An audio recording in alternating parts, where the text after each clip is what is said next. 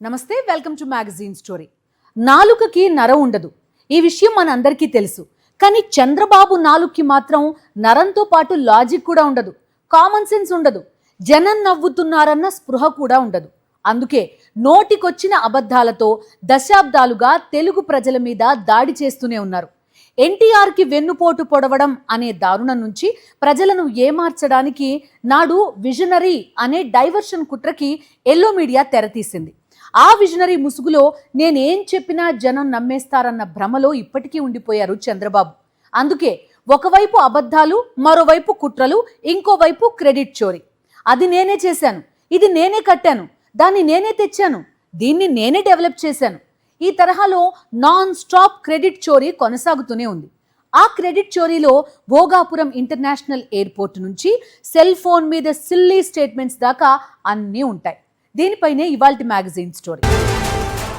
జనరంజక జగన్ పాలన మీద పచ్చి అబద్ధాలతో కుట్రలు చేశారు. ఎన్నికల ప్రచారంలో సూపర్ 6 అంటూ ప్రజలను అబద్ధాలతో మభ్యపెట్టారు. అవి ఎంత పచ్చి అబద్ధాలో ఇప్పుడు ప్రత్యేకంగా చెప్పక్కర్లేదు కదా. అధికారంలోకి వచ్చిన తర్వాత తమ ఆటవిక పాలనని, ఆర్థిక విధ్వంసాన్ని కూడా అదే అబద్ధాల ముసుగేసి దాచేస్తున్నారు. పెట్టుబడుల మీద పెద్ద పెద్ద అబద్ధాలు, ఉద్యోగాల మీద ఉలిక్కి పడేలా చేసే అబద్ధాలు, అమరావతి మీద అయితే అమ్మ బాబోయ్ అనిపించే అబద్ధాలు. ఇలా చంద్రన్ ఛాంబర్లో అల్మరాల నిండా అబద్ధాల దొంతర్లే. ఇవన్నీ చాలవన్నట్టుగా జగన్ తీసుకొచ్చిన పథకాలు, జగన్ పాలనలో అమలు చేసిన సంస్కరణలు, జగన్ సాధించిన పెట్టుబడులు, తెచ్చిన ప్రాజెక్టులు అన్నింటినీ తన ఖాతాలో వేసుకోవడానికి కళ్ళబొల్లి అబద్ధాలు. ఇక ఐటీకి నేనే ఆద్యుణ్ణి, సంక్రాంతికి సొంతూరు వెళ్లడం అనే కాన్సెప్ట్ మా వల్లే డెవలప్ అయింది లాంటి అబద్ధాలైతే ఆంధ్రప్రదేశ్ ఇమేజ్నే డ్యామేజ్ చేస్తున్నాయి. అరాచకాలు, అవినీతి, అప్పులు ఇలా ఏం విన్నా సరే దేశ ప్రజలంతా టక్కున ఆంధ్రప్రదేశ్ వైపుకు చూడటం చాలా కామన్ అయిపోయింది. అంతా చంద్రబాబు పాలన మహత్యం. వీటితో పాటుగా క్రెడిట్ చోరీ అన్న ఎపిసోడ్ కేంద్రంగా ఏపీ ఇమేజ్ ని డ్యామేజ్ చేయటంలో పచ్చముఠ చాలా బిజీగా ఉంది. భోగాపురం ఇంటర్నేషనల్ ఎయిర్పోర్ట్ అందుకు తాజా ఉదాహరణ. అసలు భోగాపురం ఎయిర్పోర్ట్ నిర్మాణం విషయంలో జరిగిందేంటి? 2014-2019 మధ్యలో ఈ ఎయిర్పోర్ట్ నిర్మాణానికి దేశంలో ఎక్కడా లేని విధంగా 5,000 ఎకరాలు సేకరించి రియల్ ఎస్టేట్ బిజినెస్ చేయాలని చంద్రబాబు ఎన్నో కుయుక్తులు పన్నారు. దీంతో భూ వివాదాలు చుట్టుముట్టి స్థల సేకరణపై పీట ముడిపడింది. రైతులు కోర్టులను ఆశ్రయించారు. నష్టపరిహారం, పునరావాసంపై నిర్వాసితుల అసంతృప్తి ఉద్యమ రూపంలోకి వెళ్ళింది. అయితే ఇవేవి పట్టించుకోకుండా ఎన్నికలు వస్తున్నాయని 2019 ఫిబ్రవరిలో, అంటే అసెంబ్లీ ఎన్నికలకు 2 నెలల ముందు దిబ్బలపాలెం వద్ద ఎయిర్పోర్ట్ కు హడావుడిగా శంకుస్థాపన చేసేశారు చంద్రబాబు. 2019లో సీఎం అయిన జగన్మోహన్ రెడ్డి ఎయిర్పోర్టు నిర్మాణానికి అవసరమైన అనుమతుల కోసం ఢిల్లీ స్థాయిలో ప్రయత్నాలను ముమ్మరం చేశారు. క్షేత్రస్థాయిలో రైతుల సమస్యలను పరిష్కరించేందుకు చొరవ తీసుకున్నారు. భూమి పరిస్థితిని బట్టి ఎకరాకు 28 లక్షల నుంచి 36 లక్షల వరకు పరిహారం చెల్లించారు. డి పట్టా భూములకు జిరాయితీ భూమితో సమానంగా పరిహారాన్ని మంజూరు చేశారు. దీంతో రైతులు చాలా మంది పిటిషన్లు ఉపసంహరించుకున్నారు. మిగతా వాటిని సర్వోన్నత న్యాయస్థానం పరిష్కరించింది. భూ నిర్వాసితులకు R&R కాలనీలు నిర్మించి పునరావాసం కల్పించారు. అనంతరం భోగాపురం విమానాశ్రయం పనులకు సంబంధించి GMR సంస్థతో కన్సెషన్ అగ్రిమెంట్ చేసుకున్నారు. ఎయిర్పోర్టుకు అవసరమైన NOCలు సహా మిగిలిన అనుమతులను పొందారు. ఏ విధమైన అడ్డంకులు లేవని స్పష్టత వచ్చిన తర్వాత మాత్రమే మే 3, 2023న వైఎస్ జగన్ ఎయిర్పోర్టు నిర్మాణానికి శంకుస్థాపన చేశారు. జగన్ సంకల్పానికి ఆయన శంకుస్థాపన చేసిన ముహూర్త బలం తోడవటంతో తొలి రోజు నుంచి ఎయిర్పోర్టు నిర్మాణ పనులు ఆగకుండా జరిగాయి. దాదాపు 2 ఏళ్ల కాలంలో ఎయిర్పోర్టు నిర్మాణం పనులు దాదాపు పూర్తయ్యాయి. అయితే చంద్రబాబు మాత్రం దశాబ్దాలుగా అలవాటైపోయిన పచ్చి అబద్ధాలని చెప్తూ క్రెడిట్ చోరీకి పాల్పడుతూ భోగాపురం ఎయిర్పోర్ట్ ని తన ఖాతాలో వేసుకోవటానికి విఫల యత్నం చేస్తున్నారు. చంద్రబాబుని అబద్ధాల్ని వేరు చేసి చూడటం అసాధ్యం.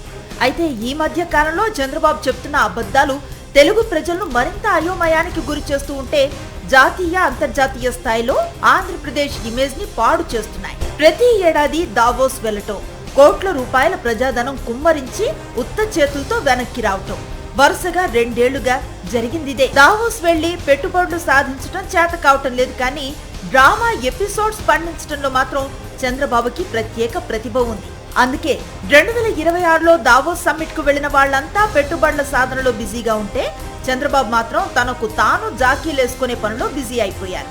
అలా సొంత డబ్బా కొట్టుకుంటూ మరోసారి తెలుగు వాళ్ల పరువు తీసేశారు. ప్రపంచంలో 195 దేశాల్లో తెలుగు వాళ్ళు ఉన్నారంటే అది ఆ రోజు తీసుకున్న ఒక్క నిర్ణయం. ప్రపంచంలో 195 దేశాల్లో తెలుగు వాళ్ళు ఉన్నారంటే అది ఆ రోజు తీసుకున్న ఒక్క నిర్ణయం. ప్రపంచవ్యాప్తంగా తెలుగు వాళ్లు విస్తరించి తెలుగు ఖ్యాతిని విశ్వమంతటా చాటుతున్నారు. ఇది నిజంగా నిజం. కానీ ఆ ఘనత చంద్రబాబుదే అట. అమెరికా, బ్రిటన్ లాంటి దేశాల్లో 50 ఏళ్ల క్రితమే తెలుగు వాళ్లు సెటిల్ అయ్యారు. అది వారి ప్రతిభ, వారి కష్టం, వారి మేధస్సు. అయితే తొలి రోజుల్లో విదేశాల్లో చదువు కానీ, ఉద్యోగాలు చేస్తూ అక్కడే సెటిల్ అవ్వటం అన్నది కానీ ఆర్థికంగా బలపడిన కుటుంబాల నుంచే జరిగేది. వైఎస్ రాజశేఖర్ రెడ్డి ఫీజు రియంబర్స్మెంట్ పథకం తీసుకొచ్చిన తర్వాత ఆర్థిక స్థితిగతులతో సంబంధం లేకుండా ప్రతి ఏటా లక్షలాది మంది ఉన్నత విద్యను అభ్యసించడం సాధ్యమైంది. విద్య కూడా వైద్యం తరహాలో ఖరీదైన వ్యవహారంగా మారిన నేపథ్యంలో వైఎస్ఆర్ ప్రవేశపెట్టిన మహోన్నత పథకమే ఫీజు రియంబర్స్మెంట్ పథకం. ఉమ్మడి ఆంధ్రప్రదేశ్లోనే ఏటా 30 లక్షలకు పైన విద్యార్థులు ఫీజు రియంబర్స్మెంట్ వల్ల లబ్ధి పొందారు. పిల్లలకు ఉన్నత విద్యను చెప్పించే శక్తి సామర్థ్యాలు లేని ఎన్నో లక్షల కుటుంబాల నుంచి ఫీజు రియంబర్స్మెంట్ పథకంతో ఎంతో మంది డాక్టర్లు తయారయ్యారు, ఇంజనీర్లు పుట్టుకొచ్చారు, ఐటీ నిపుణులు, యువ పారిశ్రామికవేత్తలు తయారయ్యారు. ఈ రోజుకి దేశ విదేశాల్లో లక్షలాది మంది భోజనం చేసేవేళ అన్నం ముద్ద సాక్షిగా వైఎస్ఆర్కి కృతజ్ఞతలు చెప్పుకుంటూనే ఉన్నారు. వైఎస్ జగన్మోహన్ రెడ్డి సీఎం అయ్యాక ఫీజు రియంబర్స్మెంట్ పథకాన్ని మరింత విస్తరించారు. 5 ఏళ్ల పాలనలో 29,65,000 మంది పేద విద్యార్థులకు ఫీజు రియంబర్స్మెంట్ కింద 12,609 కోట్ల రూపాయలను జగన్ ప్రభుత్వం చెల్లించింది. చంద్రబాబు సీఎం అయిన ప్రతిసారి అరకొన్న నిధులతో ఫీజు రియంబర్స్మెంట్ పథకాన్ని నిర్వీర్యం చేయడానికి కుట్ర పన్నుతూనే ఉండేవారు. ఇప్పుడు కూడా చంద్రబాబు చేస్తోందదే. ఈ 2 ఏళ్లలో ఫీజు రియంబర్స్మెంట్ కే 6,400 కోట్ల రూపాయలు చంద్రబాబు ప్రభుత్వం బకాయిలు చెల్లించలేదు. పేద మధ్యతరగతి విద్యార్థులు ఉన్నత చదువులు చదవటానికే సహకారం అందించని చంద్రబాబు 195 దేశాల్లో తెలుగు వాళ్లు ఉన్నారంటే నా వల్లే అంటూ పచ్చి అబద్ధాలను పచ్చగా కక్కుతుంటే చూసి తెలుగు ప్రజలు ఆగ్రహంతో ఊగిపోతున్నారు. 195 దేశాల్లో తెలుగు ప్రజలు ఉండటానికి మాత్రమే కాదు, చివరకు తెలుగు వాళ్లు తెలుగు పండగలు చేసుకోవటం వెనుక కూడా తమ కుటుంబమే ఉందన్నది నారావారి మాట కాదు, నారావారి నిఖార్సైన అబద్ధం. అది కూడా చూసేయండి. మా మిస్సెస్ అయితే 25 సంవత్సరాల కంటే ముందు ప్రారంభించింది. అప్పుడు చాలా మంది వచ్చేవాళ్ళు కాదు. విధిగా ప్రతి సంవత్సరం పండుగలు ఇక్కడికి వచ్చేవాళ్ళం. దీనివల్ల రాష్ట్రంలోనే దీనికి ఒక సాంప్రదాయంగా ప్రతి ఒక్కరు రావడం మొదలు పెట్టారు. విన్నారుగా, సంక్రాంతికి సొంతూరు వెళ్లటం అన్న కాన్సెప్ట్ నారావారి ఫ్యామిలీతోనే పాపులర్ అయిందిట. అంటే 25 ఏళ్ల ముందు వరకు సంక్రాంతికి సొంతూరు వెళ్లటం అనే ఆచారం, సంప్రదాయమే తెలుగు ప్రజల్లో లేదన్నమాట. నారావారి కుటుంబాన్ని చూసే కోట్లాది మంది తెలుగు ప్రజలు సంక్రాంతిని సొంతూరికి వెళ్లాలన్న సంప్రదాయాన్ని తమ జీవన విధానంలో ఒక భాగంగా చేసుకున్నారన్నమాట. ఈ క్రెడిట్ కూడా నారావారి ఫ్యామిలీకే చెల్లుతుందని చంద్రబాబు అంత తేలిగ్గా చెప్పేశారంటే అసలు ఆయనకి తెలుగు ప్రజలంటే ఎంత చులకన, ఎంత లోకువా అర్థం చేసుకోవచ్చు. అబద్ధాలను ఎంత అందంగా చెప్పొచ్చు. అది ఇది అని లేకుండా ప్రతిదీ క్రెడిట్ చోరీతో తన ఖాతాలో వేసుకోవటంలో చంద్రబాబు ఎంత నిష్ణాతులో చెప్పటానికి ఈ సంక్రాంతి అబద్ధం చిన్న ఉదాహరణ మాత్రమే. తెలుగు ప్రజలు సంక్రాంతికి సొంతూరు వెళ్లటం మా కుటుంబాన్ని చూసే నేర్చుకున్నారన్న పెద్ద మనిషి భోగాపురం ఎయిర్పోర్ట్ నేనే కట్టానని క్రెడిట్ చోరీకి పాల్పడటంలో పెద్ద విచిత్రం ఏం లేదు కదా. చంద్రబాబు నాయుడు ఏమేం చేశారు? సెల్ ఫోన్ని ఇండియాకి ఆయనే తీసుకొచ్చారు. లేకపోతే మనమంతా ఏమైపోయేవాళ్ళమో. అలానే సత్యనాదెళ్ల మైక్రోసాఫ్ట్లో జాయిన్ అవ్వడానికి ప్రేరణగా నిలిచారు. అంటే చంద్రబాబు సీఎం అయింది 1995లో, సత్యనాదెళ్ల మైక్రోసాఫ్ట్లో జాయిన్ అయింది 1992లోనే. అయినా సరే స్వయంగా చంద్రబాబే చెప్పారు కాబట్టి నమ్మాలి. మరి ఆయన చేసిన ఘనకార్యాలు చెప్తూ పోతే చాలానే ఉన్నాయి. ఇన్ని చేసిన చంద్రబాబు కొన్ని మాత్రం అస్సలు చెప్పుకోరు.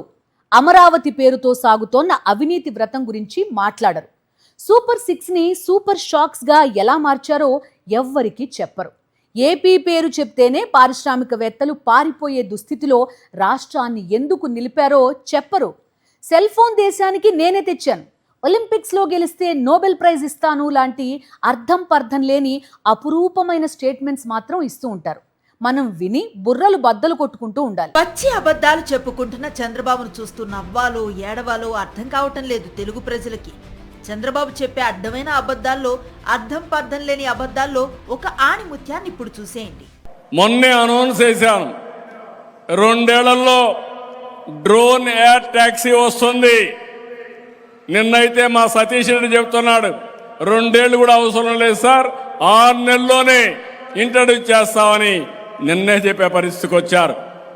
అంటే మీ మిద్దె పైన దిగొచ్చు, ఎక్కడికి పోవాలన్నా చూసుకొని ట్రాఫిక్ జాములు లేకుండా డ్రోన్లో ప్రయాణించే రోజు తొందరలోనే వస్తుందని చెప్పి కూడా నేను మీకు తెలియజేస్తున్నా. డ్రోన్ ట్యాక్సీలట, ఆకాశంలోనే విహారం అట. ఎవరి డాబా మీద వాళ్ళు డ్రోన్ ట్యాక్సీ ఎక్కేసి ఎవరి ఆఫీస్ బిల్డింగ్ మీద వాళ్ళు దిగిపోవచ్చట. 6 నెలల్లో ఆంధ్రప్రదేశ్లో డ్రోన్ ట్యాక్సీలు తిప్పేస్తారట. ఇది చెప్పి 10 నెలలు అయిందనుకోండి, ఆ విషయం పక్కన పెడితే. చంద్రబాబు గారు, మీరేం మాట్లాడుతున్నారో మీకైనా అర్థమవుతుందా? ఒకసారి ఏపీలో రోడ్ల దుస్థితి చూడండి. రోడ్ల మీద వాహనాల్లో ప్రయాణించడమే పెద్ద సాహసం అయిపోయింది ప్రజలకి. ఇక ప్రజా రవాణా విషయానికి వస్తే అరకొర బస్సులతో సామాన్యులు పడుతున్న అవస్థలు అన్నీ ఇన్ని కావు. గుంతల రోడ్లు, కాలం చెల్లిన బస్సులు, వీటిని సరిచేయటం మానేసి 6 నెలల్లో డ్రోన్ ట్యాక్సీలు వచ్చేస్తాయన్న బిల్డప్ అబద్ధాలను చూసి దేశ ప్రజలు నవ్వటంతో పాటు ఏపీని చూసి జాలి పడుతున్నారు. చంద్రబాబుని అబద్ధాన్ని విడదీసి చూడలేవన్న నానుణ్ణి నిజం చేయటానికి ప్రతి సెకను తప్పించే ఆయన ఒకే ఒక్కసారి మాత్రం నిజం చెప్పారు. ఏంటి, మీరు నమ్మరా? నిజంగా నిజం. చంద్రబాబు ఏంటి నిజం చెప్పటం ఏంటన్న ఆశ్చర్యాన్ని కాస్త పక్కన పెట్టి ఒకసారి ఈ నిజం వినండి. అన్నదాతకు నేను భరోసా ఇస్తున్నా, చంద్రన్న ఉన్నంత వరకు మా రైతుకి భరోసా లేదు, ఉండదు, ఉండబోదు. ఇది నా ప్రామిస్ మీకు అందరికీ. పైగా ఆయన ఈ నిజాన్ని చెప్పింది అన్నదాతల సమక్షంలోనే. బహుశా చంద్రబాబు చెప్పిన నిఖార్సైన ఒకే ఒక్క నిజం ఇదే కాబోలు. నేనున్నంత వరకు రైతుకు భరోసా లేదని ఎంత పబ్లిక్గా, ఎంత బిగ్గరగా, ఎంత ధైర్యంగా చెప్పారో చూడండి. నిజమే మరి. వ్యవసాయం దండగా అన్న నినాదాన్ని దశాబ్దాల క్రితమే ఇచ్చిన మహారాజుల పాలనలో రైతు గుండెల మీద చేయి వేసుకుని ప్రశాంతంగా నిద్రపోయిందే లేదు కదా. పెట్టుబడి సాయంలో మోసం, మద్దతు ధరలో దగ, ఉచిత పంటల బీమాకి ఎసరు, యూరియా కష్టాలు, ఇప్పుడు పుండు మీద కారంలా అన్నదాత నెత్తిన కరువు పిడుగు. ఖరీఫ్కి నీళ్లిస్తామని ముందే సాగునీటి షెడ్యూల్ విడుదల చేసి రైతులంతా దుక్కి దున్ని నారు పోసి ఎరువులు కొనుక్కొని వ్యవసాయానికి సిద్ధమైన తర్వాత వరి సాగుకి నీళ్లు ఇవ్వలేమని చేతులెత్తేసిన చేవలేని ప్రభుత్వం చంద్రబాబుదే. అబద్ధాల మీద అబద్ధాలు చెప్పటం వెనుక చంద్రబాబు ధీమా ఏంటంటే ఒక అబద్ధాన్ని 100 సార్లు చెబితే నిజం అని నమ్మేస్తారన్న భావన. అందుకే ఆయన దశాబ్దాలుగా చెబుతున్న మరో పచ్చి అబద్ధం ఏంటో మీరే వినండి. ఈ రోజు మీరు సెల్ ఫోన్లు చూస్తున్నారు, సంస్కరణల ఫలితమే ఆ సెల్ ఫోన్. ఇప్పుడు నేను పక్క రూములు నిలబడుకుంటే ఫోటోలు తీసుకుంటా అంటే ప్రతి ఒక్కరూ సెల్ఫీ తీసుకోవాలని ఫోన్ తీసుకొచ్చి దానికి క్రేజీ పెరిగిపోయిందంటే ఆ సెల్ ఫోన్ వచ్చింది కాబట్టి ఆ సెల్ ఫోన్ కూడా నేనే తీసుకొచ్చా. ఆ విషయం కూడా మీరు గుర్తుపెట్టుకోవాలి. అది విషయం. విన్నారుగా, ఇండియాకి సెల్ ఫోన్ తీసుకువచ్చింది చంద్రబాబేనట. భారతదేశంలో మొదటి మొబైల్ కాల్ చేసింది 1995 జులై 31వ తేదీన. ఈ ఫస్ట్ మొబైల్ కాల్ కోల్కతా నుంచి న్యూఢిల్లీకి చేశారు. నాటి పశ్చిమ బెంగాల్ ముఖ్యమంత్రి జ్యోతి బసు కోల్కతాలోని రైటర్స్ బిల్డింగ్ నుంచి న్యూఢిల్లీలోని కేంద్ర టెలికాం మంత్రి సుఖ్రామ్ కి మొదటి మొబైల్ కాల్ చేశారు. 1995 జులై 31 నాటికి చంద్రబాబు ఇంకా సీఎం కూడా కాలేదు. ఎన్టీఆర్ కి వెన్నుపోటు పొడవటానికి తన వర్గం ఎమ్మెల్యేలతో ల్యాండ్ లైన్ ఫోన్లో చంద్రబాబు మంతనాలు చేస్తున్న సమయంలోనే భారతదేశంలో మొదటి మొబైల్ కాల్ మాట్లాడేశారు. అలాంటప్పుడు చంద్రబాబు ఇండియాకి సెల్ ఫోన్ తీసుకురావటం ఏంటి? ఈ పచ్చి అబద్ధాన్ని దశాబ్దాలుగా ఆయన చెప్తూనే ఉండటం ఏంటి? ప్రజలకు ఏం తెలీదని తాను తన ఎల్లో మీడియా ఏం చెప్తే అంతే అన్న భావన చంద్రబాబుకి ఎంత బలంగా ఉందో చెప్పటానికి సెల్ ఫోన్ అబద్ధం ఒక ఉదాహరణ. అది నోరా అబద్ధాల స్టోరా? చంద్రబాబు రాజకీయం చూసినా, పాలన చూసినా, ప్రసంగం విన్నా అందరికీ వచ్చే సందేహం అదే. చంద్రబాబు చేసే కుట్రలు, కుతంత్రాలు మాత్రమే కాదు, రాజకీయాలు, పరిపాలన కూడా అబద్ధాల పునాదుల మీదే సాగుతుంది. అప్పుడప్పుడు అబద్ధాలు చెప్పేవాళ్ళు చాకచక్యంగా అబద్ధాలు చెప్పేవాళ్ళు, అలవాటుగా అబద్ధాలు చెప్పేవాళ్ళు. ఇలా చెప్పుకుంటూ పోతే ఈ ప్రపంచంలో ఎన్నో రకాలుగా అబద్ధాలు చెప్పేవాళ్ళు ఉన్నారు. కానీ చంద్రబాబు తరహాలో అబద్ధాలు చెప్పేవాళ్ళు మాత్రం ఎక్కడా కనిపించరు. నేనేం చెప్పినా సరే దాన్ని జాకీలతో లేపి గోబెల్స్ ప్రచారం చేయడానికి ఎల్లో మీడియా ఉందన్న భరోసా కాబోలు. పరిపాలనని పక్కన పారేసి క్రెడిట్ చోరీలో తెగ బిజీ అయిపోయారు. నవ్విపోదురుగాక నాకేటి సిగ్గు అనే తరహాలో చెలరేగిపోతున్నారు. చంద్రబాబు పాలనలో ఆంధ్రప్రదేశ్ అరాచక ప్రదేశ్ గా మారిపోయింది. అన్ని రంగాలు తిరోగమనంలో పయనిస్తున్నాయి. అభివృద్ధి లేదు, సంక్షేమం లేదు, సంస్కరణలు లేవు, పథకాల అమలు లేదు. ఉన్నదల్లా అప్పులు, అబద్ధాలు. పచ్చి అబద్ధాలను అత్యంత అందంగా చెప్పటంలో చంద్రబాబు నైపుణ్యాన్ని మరోసారి చూడండి.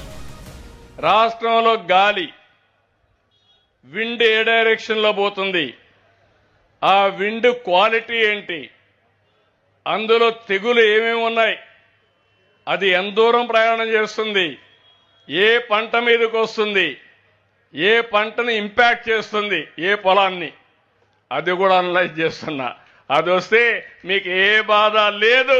విన్నారుగా, ఇంత దారుణమైన అబద్ధాల్ని ఎంత హుషారుగా, హాయిగా, నవ్వుతూ నిజమని నమ్మిస్తూ చంద్రబాబు చెప్పేస్తున్నారు.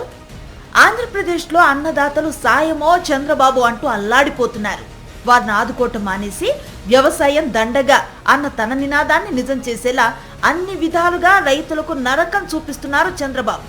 అన్నదాతల మీద పగబట్టిన రీతిలో పాలన చేస్తూ మళ్ళీ గాలి క్వాలిటీ మీద కూడా నిఘా పెట్టి రైతులకు మేలు చేస్తామంటూ గాలి అబద్ధాలన్నీ చెప్పేస్తున్నారు.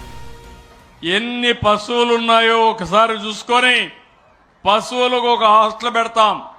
నిన్నటి వరకు పిల్లలకే హాస్టల్ పెట్టాం, వృద్ధులకు హాస్టల్ పెట్టాం, ఇప్పుడు పశువులకి హాస్టల్స్ పెడతాం.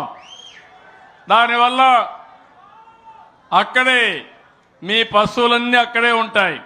షెడ్లు కట్టిస్తాం, దానికి కావలసిన గడ్డి కానీ అవన్నీ కూడా తెప్పిస్తాం. విన్నారుగా, ఆంధ్రప్రదేశ్లో పశువులకు హాస్టల్ పెడతారట చంద్రబాబు. ఇది కేవలం అబద్ధం మాత్రమే కాదు, ప్రజలను వెక్కిరించటం, ప్రజలను అవహేళన చేయటం. పశువులకు హాస్టల్ పెడతారని చంద్రబాబు చెప్తున్న వేళ మంత్రి నారాయణ ముఖ కవలికలు చూస్తే చాలు చంద్రబాబు మాటల్లో ఎంత నిజం ఉందో అర్థం చేసుకోవచ్చు. చంద్రబాబు గారు, పశువులకు హాస్టల్స్ తర్వాత ఏర్పాటు చేద్దురు కానీ ఆంధ్రప్రదేశ్ సాంఘిక సంక్షేమ హాస్టల్స్, గురుకుల హాస్టల్స్ ఎంత ఘోరమైన స్థితిలో ఉన్నాయో ఒకసారి చూడండి. కనీస సౌకర్యాలు లేక విద్యార్థులు అల్లాడిపోతున్నారు. చంద్రబాబు గారు, పశువులకు తర్వాత హాస్టల్స్ పెట్టొచ్చు కానీ పశువుల ఆరోగ్యం కోసం జగన్మోహన్ రెడ్డి ప్రభుత్వం వైఎస్ఆర్ సంచార పశు ఆరోగ్య సేవ పేరుతో మొబైల్ వెటర్నరీ అంబులెన్స్ సేవలను ప్రారంభించింది. మీరు అధికారంలోకి వచ్చిన తర్వాత ఆ అంబులెన్స్లు మూలన పడిపోయాయి. కొంచెం వాటి సంగతి చూడండి చంద్రబాబు. పశువులకు హాస్టల్స్, బ్యూటీ పార్లర్స్ తర్వాత పెట్టొచ్చు. అబద్ధం అంటే మోసం చేయటం, తప్పుని ఒప్పు అని నమ్మించటం. అబద్ధం మాటున కుట్రలుంటాయి, కుతంత్రాలు ఉంటాయి, క్రెడిట్ చోరీలు ఉంటాయి.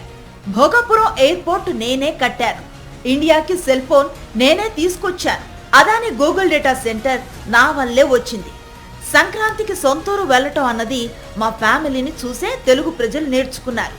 ఈ తరహా అబద్ధాలతో, క్రెడిట్ చోరీతో చంద్రబాబు చెలరేగిపోతుంటే ఆంధ్రప్రదేశ్కి పట్టిన దుస్థితిని చూసి దేశ ప్రజలు జాలి పడుతున్నారు. ఇది ఇవాల్టి మ్యాగజైన్ స్టోరీ. మరో ఇంట్రెస్టింగ్ టాపిక్ తో మళ్ళీ కలుద్దాం.